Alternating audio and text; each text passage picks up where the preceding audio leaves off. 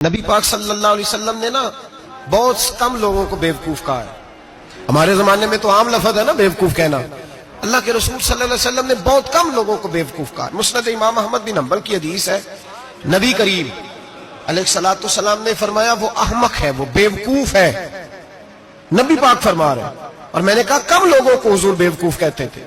نبی کریم علیہ الصلوۃ والسلام نے فرمایا وہ بندہ بیوقوف ہے جو سارا دن اللہ کی نافرمانی کرتا ہے اور پھر بھی رب کی رحمت کی امید کرتا ہے, تو بیوقوف ہے.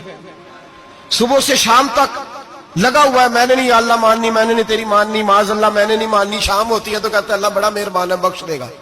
تو بیوقوف ہے. تو بتانا کیا مجبوری تھی نماز نہ پڑھنے کی؟ کس نے تجھے گن پوائنٹ پہ کہا تھا حرام کھانے کو؟ اور فلاں آدمی کی تو نے غیبت کی تو تیرا اس میں کیا فائدہ تھا؟ یہ جو تو نے صرف 10 بندوں کو ہنسانے کے لیے جھوٹا لطیفہ سنایا, اس میں تیرا کیا نفع تھا؟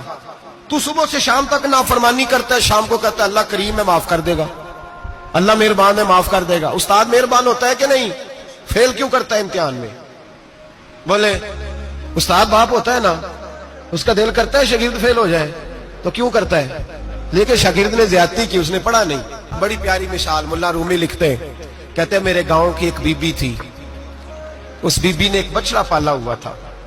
دیہاتوں میں نا بوڑھی مائیں بچڑے کو پیڑا دیتی تھی اور نام بھی رکھ لیتی تھی. کسی نے مٹھو نام رکھا ہوتا تھا, کسی نے کوئی نام.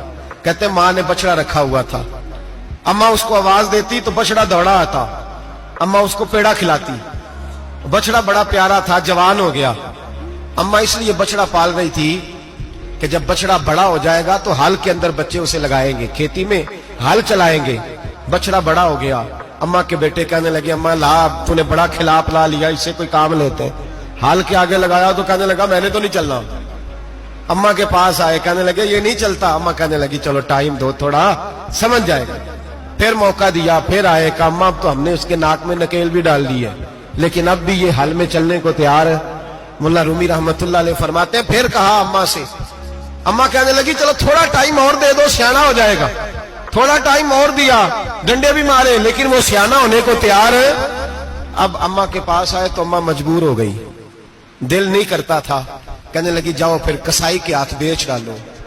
وہ گیا کسائی کے پاس, اسے کاٹا گیا, اس کی کھال اتاری گئی, اس کے چھوٹے چھوٹے پیس کر کے کھا گئے لوگ. وہ ماں رو رہی تھی.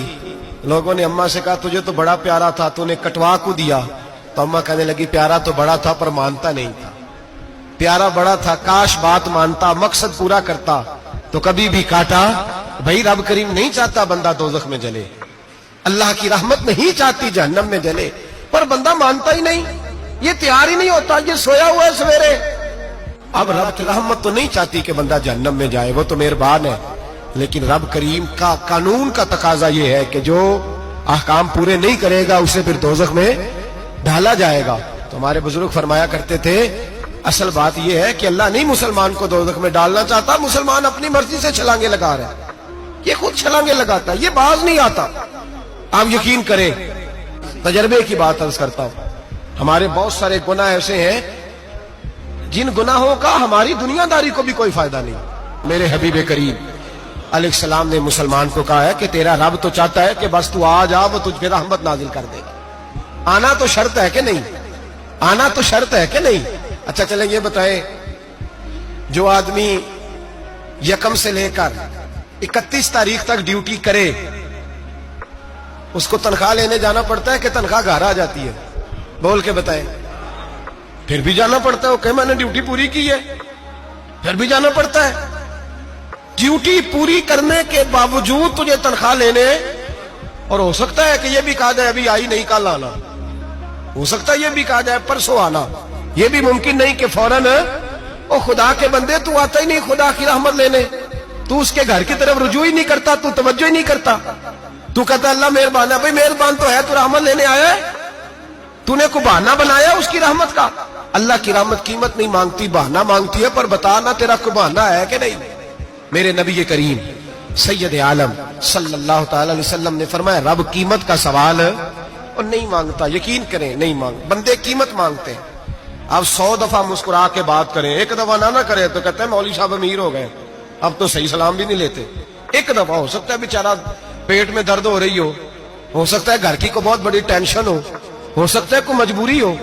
بندے ہمہ وقت قیمت مانگتے ہیں, ہمہ وقت آپ تندرست ہیں, ہر وقت آپ قیمت ادا کرتے ہیں تو لوگ راضی ہیں.